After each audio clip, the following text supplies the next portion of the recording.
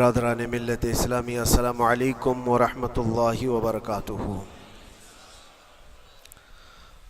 الحمد للہ وکفا وسلام علی حبیبہ المصطفیٰ، اما بعد فاعوذ باللہ من الشیطان الرجیم، بسم اللہ الرحمن الرحیم۔ ارأیت من اتخذ الہہ ہواہ افانت تکون علیہ وکیلا ام تحسب ان اکثرهم يسمعون او يعقلون انهم الا كالانعام بل هم اضل سبیلا۔ صدق اللہ مولانا العظیم۔ بارگاہ رسالت معاب صلی اللہ علیہ وسلم میں درود پاک کا ہدیہ پیش کریں۔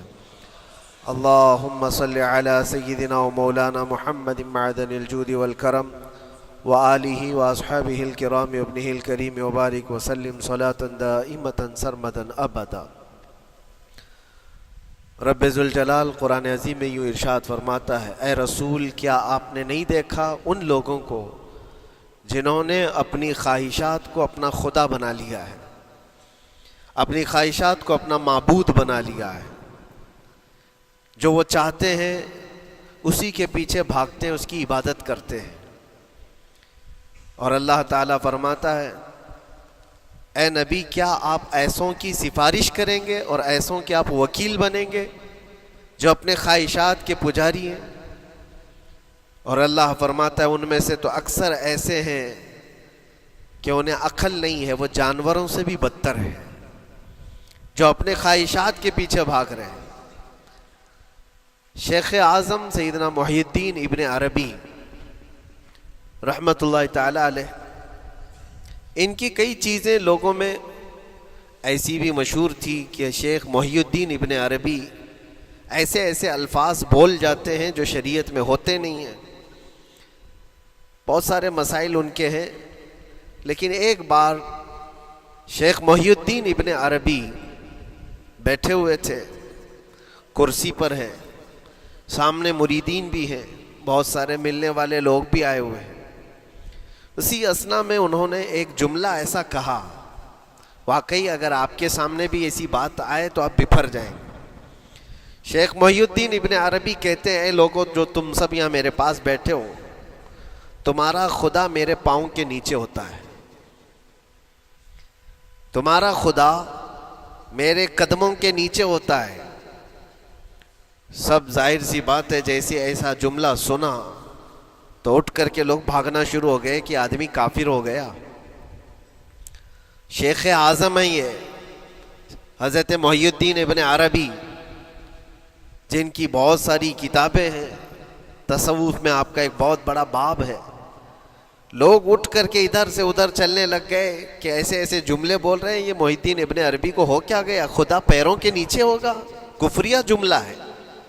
سب تو چلے گئے، دو باقی رہ گئے جو مخصوص مریدین میں سے تھے۔ انہوں نے کہا کہ حضور جو جملے سنے ہم کو بھی کانوں پر یہ وزن لگ رہے ہیں، لیکن کیوں کہا آپ نے ایسا؟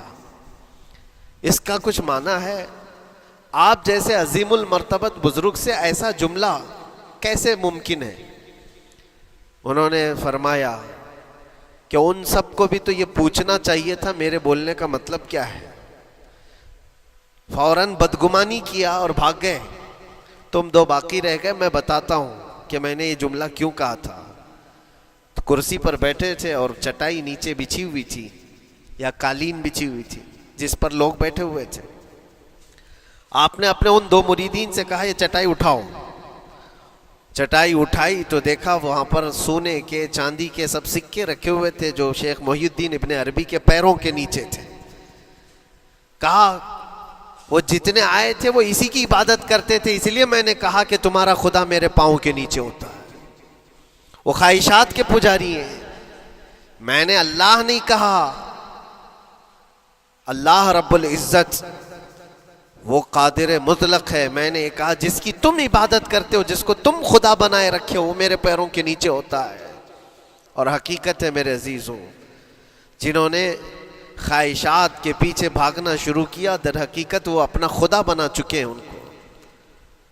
کیا ایسا نہیں ہوتا ہے کہ جو بندہ ضدی طبیعت کا ہوتا ہے، چاہ لیتا ہے کہ یہ مجھے چاہیے تو چاہیے، یہ مجھے چاہیے تو چاہیے. یہ جو ضد ہے اپنی خواہش کو پوری کرنا، یہاں پر کہا گیا ہے کہ وہ اپنی خواہش کی عبادت کر رہا ہے، اس کے پیچھے بھاگ رہا ہے.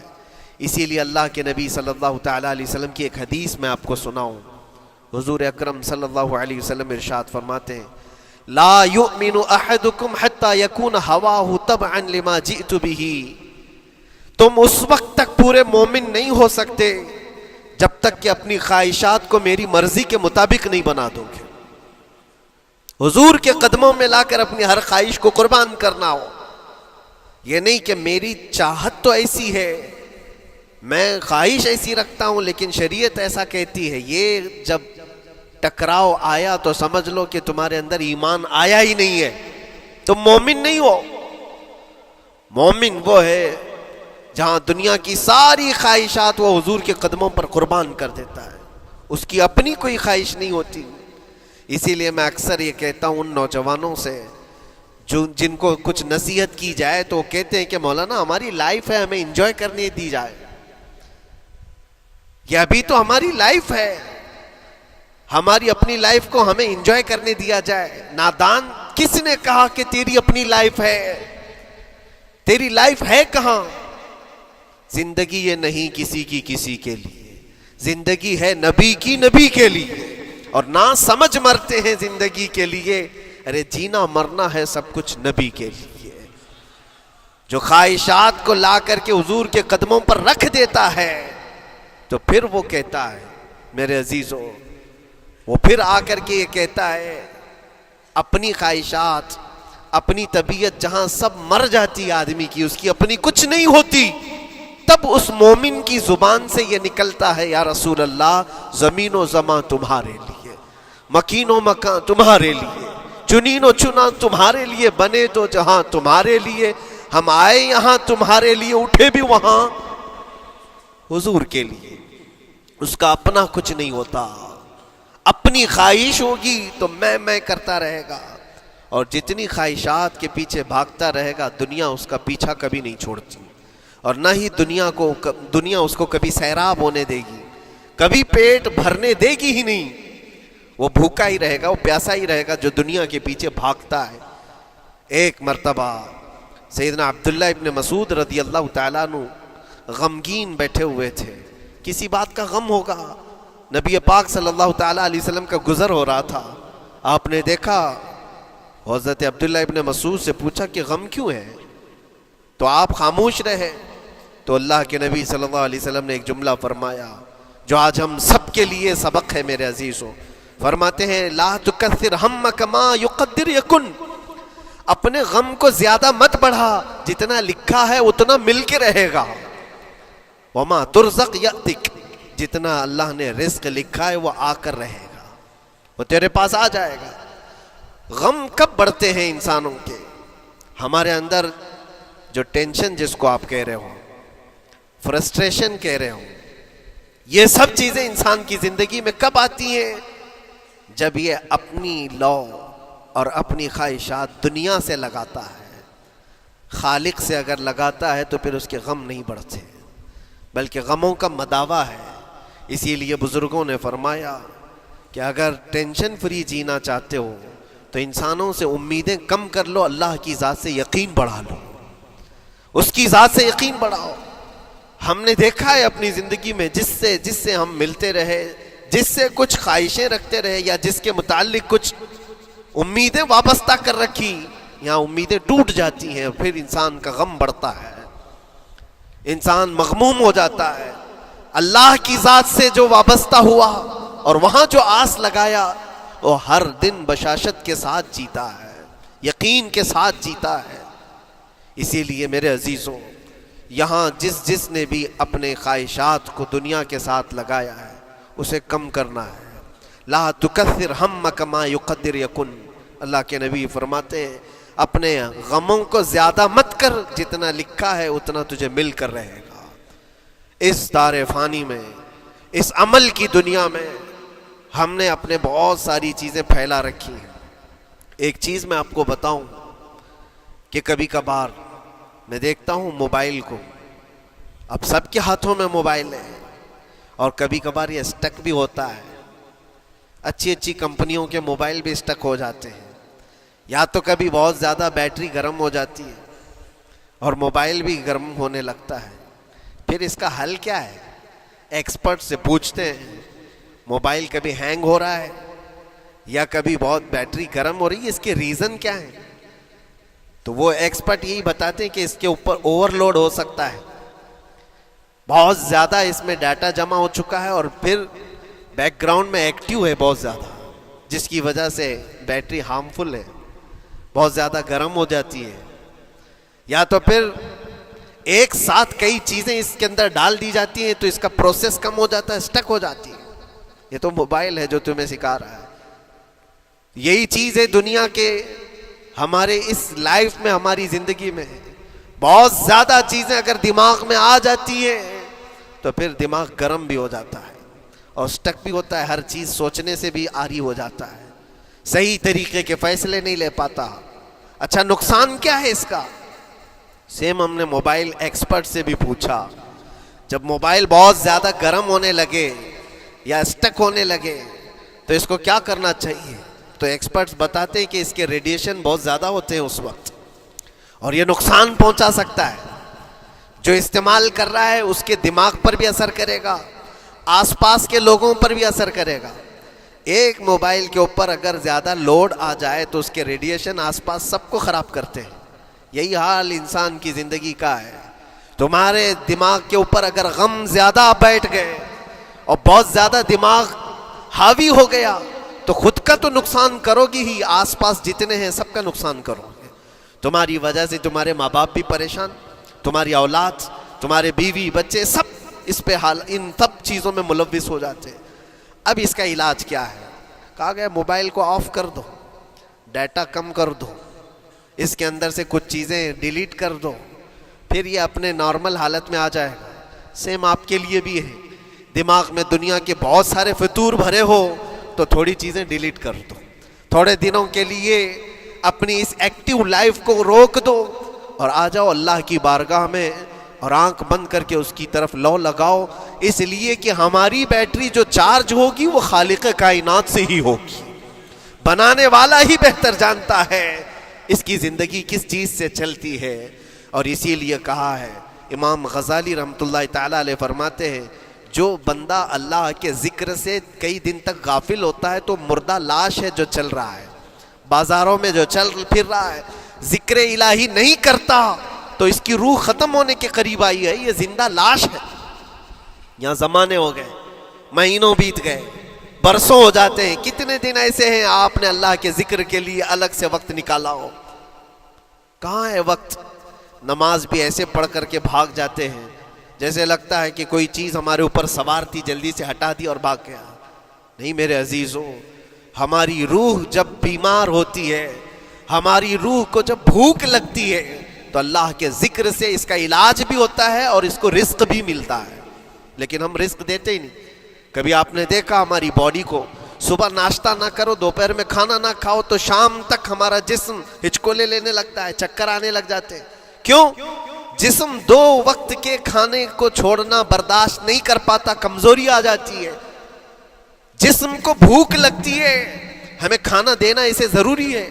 اسی طرح اللہ نے ہماری جو روح بنایا ہے, روح کو بھی رزق کی ضرورت ہے. اور روح کا رزق کیا ہے؟ روح کا کھانا پینا کیا ہے؟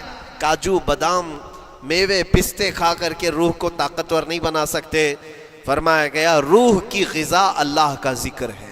جب بندہ اللہ کا ذکر کرتا ہے تو اس کی روح کو طاقت ملتی ہے اور روح کمزور نہیں رہتی, طاقتور بن جاتی ہے. عزیزان گرامی وقار, پھر میں خلاصتاً یہ بات کہوں گا کہ ہم نے دنیا میں اتنی ساری چیزیں پھیلا لی ہیں, اتنے سارے, جس کی وجہ سے غموں کا بوجھ ہمارے دماغ پر طاری ہے. اور ایک وقت وہ آئے گا جب ساری چیزیں چھوڑ کر کے فوراً بھاگنا پڑے گا, نکلنا پڑے گا. کچھ لوگوں کے متعلق کہا گیا ہے کہ روح نکلنے کے وقت اس کو بہت تکلیف ہوتی ہے, سب کے لیے نہیں. کچھ ایسے لوگ ہیں جن کی روح نکلنے کے وقت درد زیادہ ہوتا ہے, تکلیف زیادہ ہوتی ہے مرنے کے وقت. پوچھا گیا کیوں؟ کہا کہ یہ روح جو ہے اس کی ساری بنائی ہوئی چیزوں میں اٹکی ہوئی ہے, اس کی اولاد میں بھی ہے, اس کے مال میں بھی لگی ہوئی ہے, اس کے گھر میں بھی لگی ہوئی ہے، اس کے جائیداد میں بھی لگی ہوئی ہے۔ روح جب نکل رہی ہوتی ہے ان سب چیزوں سے بھی نکل رہی ہے، جہاں جہاں اس کی خواہشات لگی ہوئی تھی سب جگہ سے کھینچا جا رہا ہے، تو درد بڑھتا چلا جاتا ہے، تکلیف بڑھتی چلی جاتی ہے، اور پھر وہ جب دیکھ رہا ہوتا ہے خالی ہاتھ جا رہا ہو، تکلیف زیادہ ہوتی ہے۔ اسی لیے میرے عزیز و اللہ کے نبی صلی اللہ تعالیٰ علیہ وسلم کا جب آخری وقت آیا، آپ کے وصال کا وقت آیا، حضور نے اپنی بیویوں کو بلایا، ازواج مطہرات کو بلایا اور پوچھا کہ کس کے پاس کتنا سونا ہے، کتنا زیور ہے۔ ازواج مطہرات نے کہا میرے پاس اتنا ہے، ان کے پاس اتنا ہے، سب نے اپنے چاندی سونے کے زیورات لا کر پیش کر دیا۔ حضور پاک صلی اللہ علیہ وسلم نے فرمایا اے میری بیویوں، اے میری ازواج، اگر تم چاہو تو یہ سب اللہ کی راہ میں خیرات کر دو، اللہ کی راہ میں اس کو وقف کر دو، خیرات کر دو۔ بیویوں نے پوچھا یا رسول اللہ صلی اللہ علیہ وسلم، کیا آج سے سونا چاندی پہننا حرام ہو گیا ہے؟ کیا ہمارے لیے ناجائز ہو گیا ہے؟ نبی پاک صلی اللہ علیہ وسلم نے فرمایا نہیں، زینت تو تمہارے ہی لیے ہے، سونا اور چاندی تمہارے لیے ہے، حرام نہیں ہے، ناجائز نہیں ہے، لیکن میں دیکھ رہا ہوں میری زندگی کا آخری وقت آ گیا، میں رب ذوالجلال کی بارگاہ میں جانے والا ہوں، میں یہ چاہتا ہوں کہ اس حال میں دنیا سے جاؤں کہ میرے گھر میں سونا چاندی کا کوئی ٹکڑا پڑا ہوا نہ ہو اور اللہ کی بارگاہ میں فقیر اٹھایا جاؤ۔ یہ نبی پاک صلی اللہ تعالیٰ علیہ وسلم کی خواہش ہے کہ میں اللہ کی بارگاہ میں اس حال میں جاؤں کہ میرے گھر میں کوئی چیز رکھی ہوئی نہ ہو، سونا اور چاندی، مال و دولت۔ کیونکہ میرے عزیزوں اسی سے اندازہ کرو انسان اپنی خواہشات میں اتنا گھر جاتا ہے کہ اس سے نکلنا اس کے لیے مشکل ہوتا ہے، اور روح نکلنے کے وقت یہی تو تکلیف ہوتی ہے کہ کہاں کہاں کیا کیا بنایا تھا، کتنا جمع کیا تھا، حساب کرتے کرتے اس کی روح نکل جاتی ہے۔ ہم نے دیکھا ہے، میں اپنا ایک تجربہ بتاتا ہوں، عمرہ سے ہم واپس آ رہے تھے، 40 لوگوں کا قافلہ تھا، ایئرپورٹ پر پہنچے، بہت تاخیر ہو چکی تھی اور فلائٹ کا وقت بہت کم رہ گیا تھا، اور حاجی لوگ ماشاءاللہ جاتے ہیں تو خوب بھر بھر کر کے سامان بھی لیتے ہیں، کیا کیا سامان تھے سب کے پاس، اور ہمارا بار بار جانا آنا ہوتا ہے، میں کبھی کوئی زیادہ چیزیں رکھتا نہیں۔ ہم تو آگے نکلے، گروپ پورا تھا اور سارے لوگ سامان لے کر کھڑے تھے، وقت گزرتا گیا، فلائٹ جہاں چیک ان ہو رہا تھا سامان، انہوں نے کہا کہ 25 کلو سے زیادہ کا الاؤڈ نہیں ہے، اور یہاں 40 کلو لے کر بیٹھے ہوئے تھے، میرا تو تھوڑا سا لے لے، تیرا تو تھوڑا سا لے لے، ایک دوسرے کو پیش کر رہے ہیں۔ 3-4 لوگوں نے تو مجھے پکڑایا کہ آپ کے پاس سامان کم ہے مفتی صاحب، آپ تھوڑا سا ہمارا لے لو، جس کا لے سکتے تھے لے لیا۔ پھر اس کے بعد 1 گھنٹے سے کم ٹائم بچا تھا، انہوں نے کاؤنٹر کلوز کر دیا۔ میں نے دیکھا 20 سے 25 حاجی ایسے ہیں جن کا سامان بکھرا ہوا ہے، اور کیا لے جا سکتے ہیں ہاتھ میں، وہ بھی 7 کلو 8 کلو اتنا ہی تھا۔ ان کی خواہشات میں دیکھ رہا تھا، کوئی مسلح اٹھاتا ہے، کوئی کھجور اٹھاتا ہے، کوئی کہتا ہے نہیں میرے بچوں کے لیے کھلونے لیا تھا اس کو لے لیتا ہوں، وہ لے لو تو مسلح چھوڑنا پڑتا ہے، یہ لے لو تو کھجور چھوڑنا پڑ جاتا ہے۔ کسی نہ کسی طرح سے وہ لوگ آخری وقت 2-4 چیزیں لے کر کے نکل رہے تھے، اور بکھرا ہوا پورا سامان ایئرپورٹ پر ایسی موجود تھا، 1-2 کلو نہیں، کتنے کلو کا سامان چھوڑ کر کے یوں ہی آنا پڑا۔ یا تو پھر فلائٹ کے سفر پہ جاؤ یا سامان میں لگے رہو، 2 ہی آپشن تھے، اور کون وہ چھوٹے سامان کے لیے اپنا سفر ملتوی کرتا۔ واپس آئے، حسرت بھری نگاہوں سے دیکھتے رہے اپنے سامان کو، اور پھر اندر آ کر جب بیٹھے میرے ذہن میں یہ بات گونجنے لگی، یہی حالت ہوتی ہوگی جب انسان دنیا سے جا رہا ہوتا ہے، جب یہاں سے رخصتی کا وقت آتا ہے اور ملک الموت سر پر آ کر کھڑا ہو جاتا ہے، روح نکلنے کے لیے بھی تھوڑا سا وقت باقی ہے، بس منٹوں میں بھی نہیں رہ گیا۔ جب اس کو نظر آتا ہے، اب یہ سوچتا ہے اتنی نمازیں باقی رہ گئی، اتنی زکوٰۃ بھی رہ گئی، حج بھی تھا، اور بھی کچھ چیزیں کسی کے دینے کے باقی تھے، قرضے بھی تھے، کس چیز کی نصیحت کروں، کس چیز کی وصیت کروں؟ فلاں جگہ ایک گھر خرید کر کے اس کے ڈاکیومنٹ تو وہاں رکھا تھا، بیٹے کو بھی نہیں بتایا، بیٹی کو بھی نہیں بتایا، پتہ نہیں کس کے ہاتھ لگ جائے گا۔ یہ خواہشات گھومتی رہتی ہیں، وہ کسی کو بتا بھی نہیں پاتا، ادھر ملک الموت روح نکال کر نکل پڑتی۔ یہ انسان کی شارٹ لائف ہے، مختصر سی زندگی ہے، جہاں یہ خواہشات دھری کی دھری رہ جاتی ہیں۔ اسی لیے شیخ سعدی نے بہت اچھی بات فرمائی، ایک بادشاہ نے اعلان کیا تھا اپنے وزیروں میں سے ایک کو، اس سے بہت خوش ہوا اور کہا جا آج تجھے میں اتنی جائیداد دوں گا، اتنی زمین، اتنی پراپرٹی دوں گا، جتنا تو اپنے ہاتھ میں ایک لکڑی لے کر گھیر دے گا، جتنی زمین تو گھیرے گا اتنی تیرے نام لکھ دوں گا، لیکن اس کے لیے ایک شرط ہے، صبح یہ لکڑی لے کر تو راؤنڈ مارنا اور اتنا گول سرکل بنانا سورج ڈوبنے سے پہلے تک، جتنی زمین گھیر لے گا وہ پوری تیرے نام پر۔ اس نے سوچا کہ اتنی بڑی زمین میں گھیر سکتا ہوں ایک پورے دن۔ میاں ممبئی والے اچھی طرح جانتے ہیں 4x4 کی جگہ مل جائے تو یہاں کتنی بڑی غنیمت ہوتی، اور اس بندے کو بادشاہ نے کہا لکڑی ہاتھ میں لے لے اور لکیر کھینچ، شام ہونے سے پہلے جتنا کرے گا پورا تیرے نام پر۔ وہ نکلا اور جب لکیر کھینچتے جب چلنے لگا، پیچھے مڑ کے دیکھتا تھا بہت لمبی ہو گئی ہے، اتنی زمین میرے نام پر ہونے والی ہے۔ دوپہر ہو گئی، وہ واپس آنا نہیں چاہ رہا ہے، واپس آ کر کے سرکل پہ ختم تو کرنا ہے جہاں سے شروع کیا تھا۔ سوچتا اور تھوڑا کرتے وہ اثر ہو گئی اس کی۔ اب اس کو لگا کہ واپس پلٹنا چاہیے، کئی کلومیٹر ہو گئے تھے، اتنے کلومیٹر کی زمین اب وہ اپنے نام پر کروانے والا تھا، لیکن جب واپس پلٹنے کا وقت آیا سانس پھولنے لگ گئی، کیونکہ صبح سے چل رہا ہے، کھایا بھی نہیں ہے، پیا بھی نہیں ہے، جس چیز کو جمع کرنے کے لیے دوڑتا رہا۔ اب سورج پیلا پڑ گیا، ڈوبنا کے وقت قریب آنے لگا تو اب بھاگنا شروع کیا۔ بادشاہ اور اس کے وزیر انتظار کر رہے تھے کہ یہ لوٹے گا بھی۔ اب دیکھا بڑی دور سے یہ دوڑتا آ رہا ہے، اپنی لکڑی کو لکیر زمین پر کھینچتے ہوئے کہ جلد سے جلد اپنے اس پوائنٹ پر پہنچ جاؤں جہاں سے شروع کیا تھا۔ سانس پھولنے لگ گئی، دوڑتے ہانپنے لگ گیا، سورج ڈوبنے کے قریب آ گیا، آخری کرنیں باقی تھی اور اس کا پوائنٹ بھی قریب آ گیا تھا۔ دوڑتے کسی طرح سورج غروب ہونے سے پہلے پہنچ گیا وہاں پر، لیکن کثرت سے بھاگنے کی وجہ سے ٹھوکر کھا کر کے گر گیا اور اپنے اس پوائنٹ پر لکڑی لا کر کے جمع کر دیا۔ بہت بڑا سرکل، بہت بڑی لکیر کھینچا تھا، لیکن ایسا گرا کہ دوبارہ اٹھ نہیں سکا۔ جب سپاہی اٹھانے کو آئے تو اس کی موت ہو چکی تھی، اس کی روح نکل چکی تھی، اتنا دوڑا تھا اس کی روح نکل گئی۔ بادشاہ نے کہا اس نے صبح سے لے کر شام تک اپنے نام جائیداد کرنے کے لیے اتنی دوڑ لگائی، بہت لمبی لکیر کھینچا، اتنی بڑی پراپرٹیز کے نام پر ہوتی، لیکن عقل مند دانشور تھا بادشاہ۔ اس نے کہا جہاں یہ گرا ہے وہیں اس کو دفن کرو، اور اس کے بعد اس کی قبر پر لکھا گیا تھا کہ اس کو ضرورت اتنے 2 گز زمین کی تھی، دوڑتا کتنا لمبا رہا، صبح سے شام تک اتنی لمبی لکیر کھینچ لیا، لیکن سونے کے لیے اس کو جو جگہ چاہیے تھی وہ بس اتنی ہی سی تھی، وہ 6 فٹ کی جگہ۔ عزیزان گرامی، یہ ایک زندگی کے کسی کا حادثہ ہو سکتا ہے، لیکن میں نے دیکھا ہے کہ تقریباً سب کی لائف میں یہی ہے۔ ہم اپنی خواہشات کے پیچھے اتنی تیز دوڑتے رہتے ہیں، لیکن جس چیز کی ہمیں ضرورت ہے اس کی طرف ایک بار بھی نظر نہیں کرتے۔ کون سی چیز ہے جس کی ہمیں ضرورت ہے؟ وہ ہمیشہ کی زندگی آخرت کے لیے جو چیز چاہیے وہ اللہ کا ذکر ہے، وہ رب ذوالجلال کی ذات پر یقین اور توکل ہے۔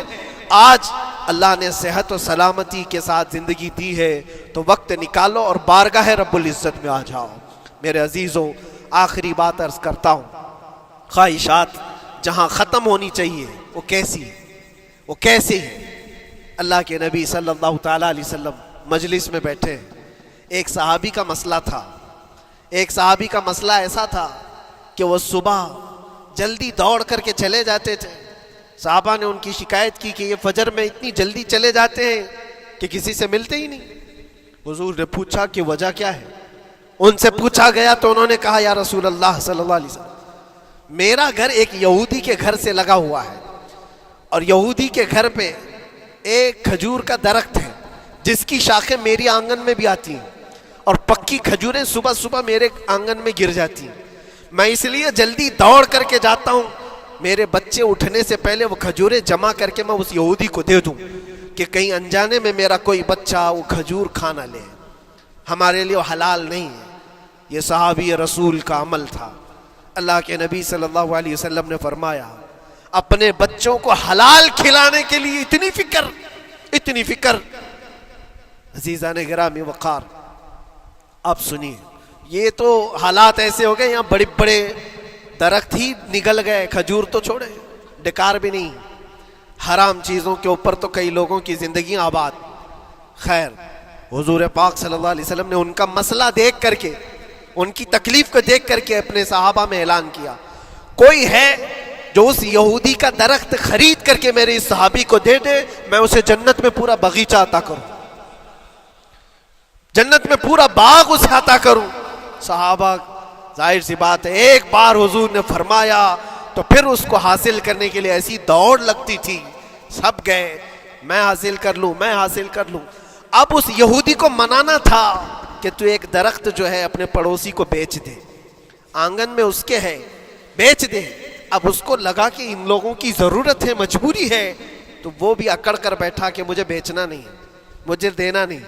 اب سنیے میرے عزیزوں, مدینے میں ایک صحابی ہیں ابو دحداح, اللہ اکبر, کبھی میں پڑھتا ہوں تو حیرت ہوتی ہے.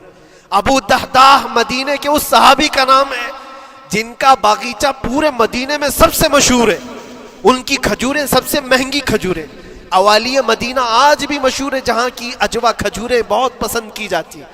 ابو دحداح کا باغیچہ بنا ہوا تھا, بڑا خوبصورت تھا, لوگ مثال دیتے تھے, تعریفیں کیا کرتے تھے, ابو دحداح کا باغیچہ مدینے میں سب سے قیمتی باغیچہ ہے. ابو دحداح حضور کی بارگاہ میں آتے ہیں, کہتے ہیں یا رسول اللہ صلی اللہ علیہ وسلم, اگر میں اس ایک درخت کو خرید کر کے وقف کر دوں تو کیا میرے آقا مجھے بھی ملے گا جنت میں؟ اللہ کے نبی نے فرمایا جو میں نے وعدہ کیا ہے وہ تجھے بھی عطا کیا جائے گا. ابو دحداح کہتے ہیں اس یہودی کے پاس سیدھے آتے, کہا کہ تو ایک درخت بیچ دے گا, بدلے میں تجھے بہت اچھی قیمت دیتا ہوں. اس نے کہا کیا دو گے؟ کہا مدینے میں ابو دحداح کا باغیچہ تمہیں پتا ہے؟ اس نے کہا ہاں جانتا ہوں, نام بہت سنا ہوا ہے.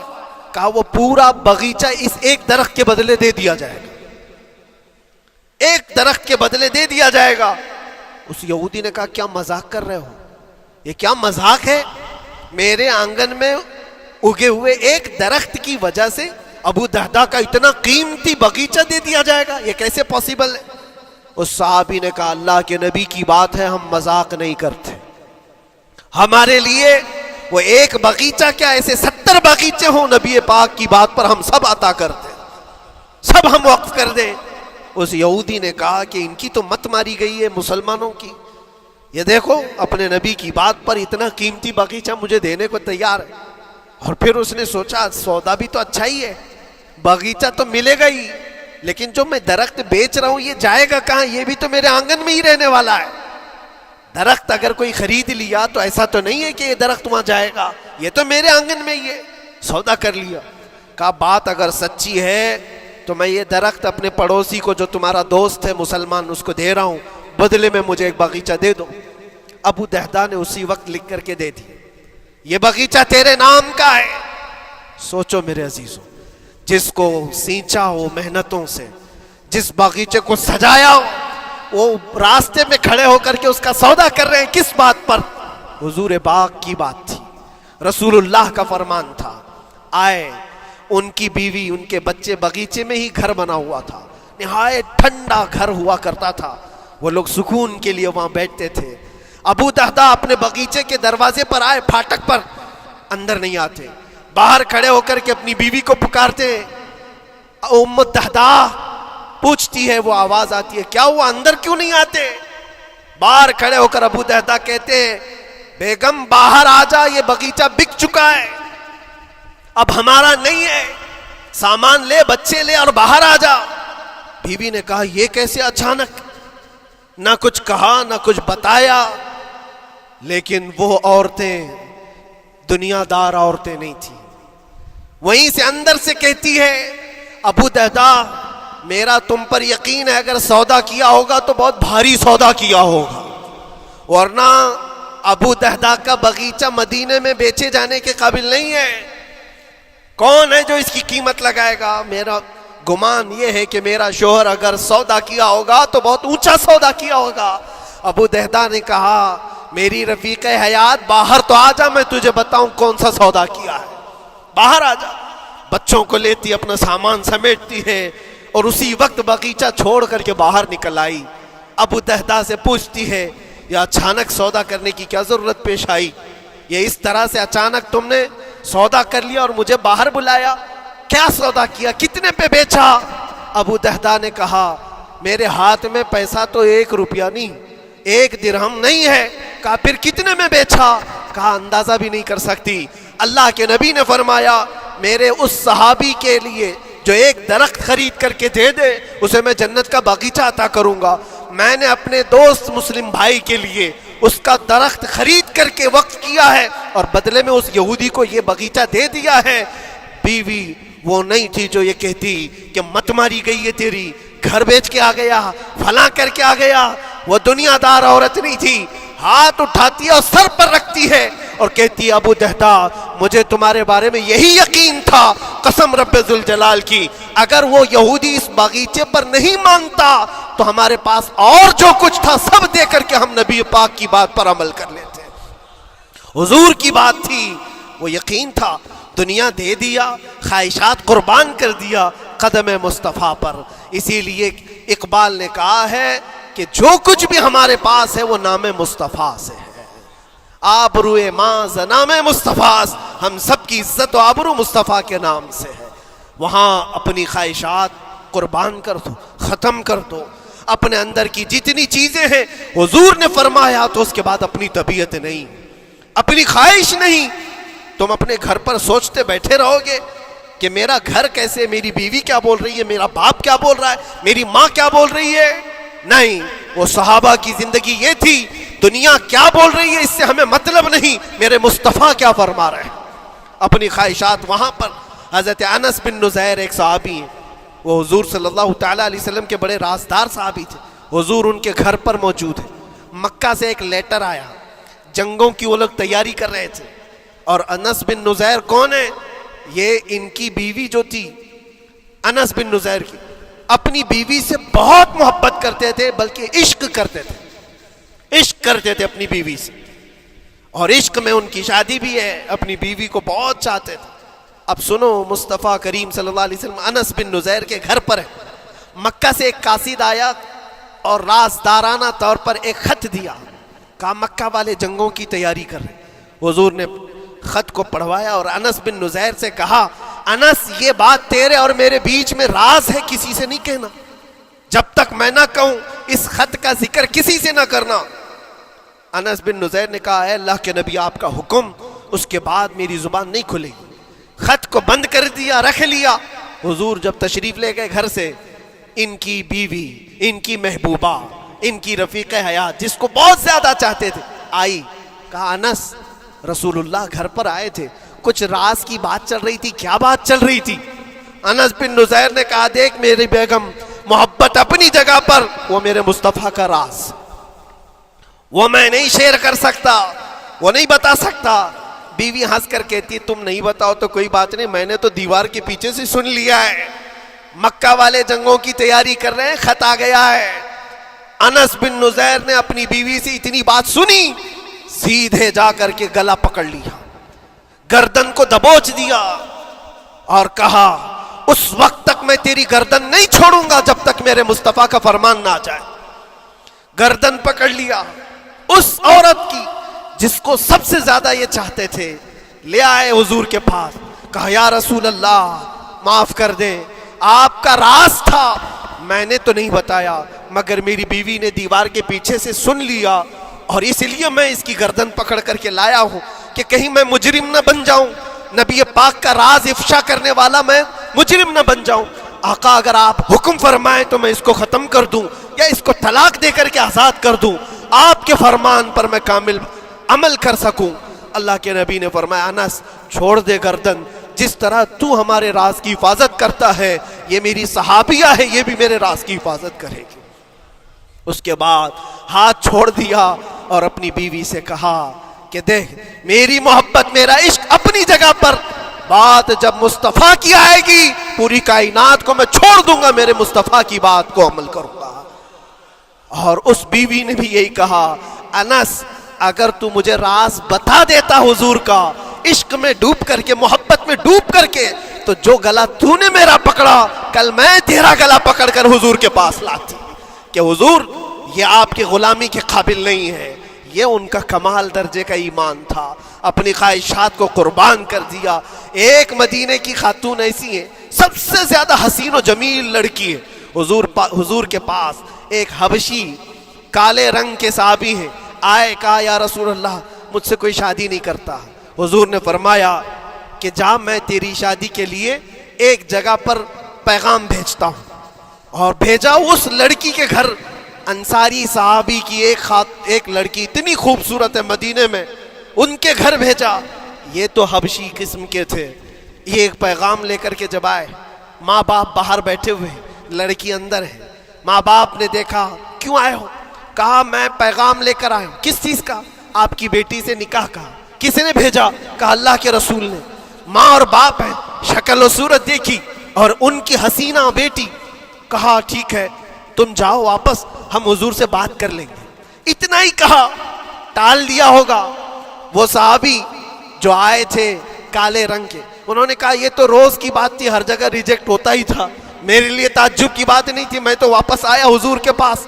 ہوا گھر میں کیا، اندر جوان لڑکی جو گھر میں موجود تھی باہر آئی، کہا ماں باپ سے پوچھتی ہے کہ اماں کون آیا تھا؟ کہا ایک نوجوان نکاح کا پیغام لے کر کے۔ اس خاتون نے کہا، لڑکی نے کہا آپ نے کیا کہا؟ کہا ہم بعد میں بات کر لیں گے۔ کہا آپ کو اندازہ نہیں آپ نے کتنی بڑی خطا کی ہے، اللہ کے نبی کا فرمان آیا تھا اور آپ نے ٹال دیا، میں تیار ہوں اس کے ساتھ نکاح کرنے کے لیے، نبی پاک کا حکم ہے۔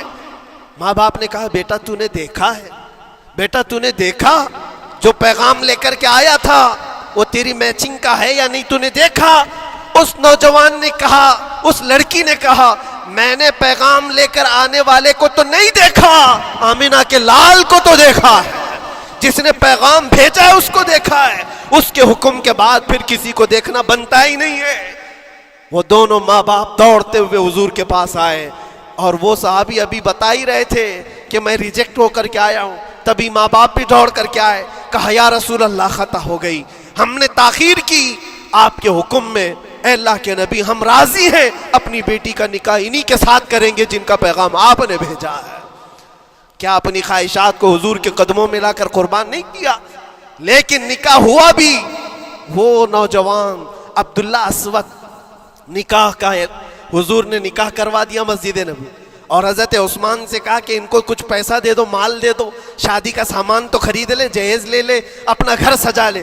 ان کو صحابہ نے پیسے دیے، غریب تھے، میں بازار میں جا کر اپنی شادی کا سامان خرید رہے تھے، شام کے وقت اعلان ہو گیا مشرکین مکہ نے مدینے پر حملہ کیا ہے، اللہ کے نبی جہاد میں نکل رہے ہیں۔ یہ عبداللہ اسود جن کا نکاح مسجد میں ہوا اور رات کو سہاگ رات آج تھی، آج اپنے گھر دلہن لانے والے تھے، جو گھر سجانے کے لیے سامان خریدنا تھا جا کر کے گھوڑا خرید رہے، تلوار خرید رہے، اور اس کے بعد جنگ میں استعمال ہونے والا سامان خرید رہے ہیں، سب پیسے خرچہ کر دیے جنگ کے استعمال کے، زیرہ خرید لی، وہ ٹوپی خرید لی لوہے کی، سب خرید کر کے سیدھے میدان جنگ میں آ گئے۔ صحابہ بھی پہچان نہیں رہے تھے، صحابہ بھی نہیں پہچان رہے تھے، وہ غریب صحابی کبھی گھوڑے پر نہیں بیٹھے، لیکن شادی کا پورا پیسہ یہ جنگ کے سامان میں لگا دیا۔